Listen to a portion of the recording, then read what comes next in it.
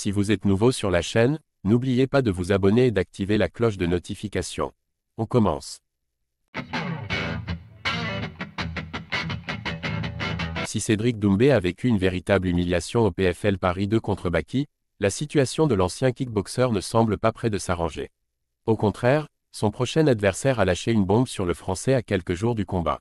Étant donné qu'il n'est semble pas près de pouvoir rétablir son honneur contre Beizangur Baki Chamsoudinov, Cédric Doumbé doit s'orienter vers d'autres adversaires. C'est pour cela qu'il va d'ailleurs participer à la carte du Bellator le 17 mai prochain. Un projet semé d'embûches cependant puisque s'il devait à l'origine affronter Derek Anderson, ce dernier a annoncé son forfait à peine quelques heures plus tard. Résultat, c'est donc avec Jalil Willis 16 victoires pour 5 défaites que l'ancien champion du Glory croisera le fer dans 2 semaines. Mais alors que l'affiche approche, son état physique inquiète. Récemment interviewé par le site La Sueur, le combattant américain a ainsi révélé que Doumbé serait incapable de passer sous les 77 kg que doivent respecter les welterweights. L'occasion parfaite pour le railler. Cédric Doumbé incapable de réussir la pesée avant son combat. On s'était mis d'accord pour combattre à 77 kg, mais quelque chose s'est mal passé pour lui et maintenant, on est passé à 79 kg.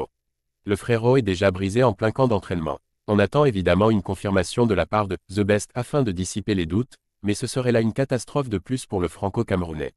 Après des années à enchaîner les victoires au kickboxing puis au MMA, Doumbé a perdu une grande partie de sa crédibilité auprès du public après le PFL Paris 2. Et on parle ici d'un écart de 2 kg alors qu'il reste encore plusieurs jours de camp d'entraînement, ce qui n'est vraiment pas rien. Autant dire que les internautes qui partagent l'avis de Willis sont très nombreux et ils n'ont pas manqué de le faire savoir.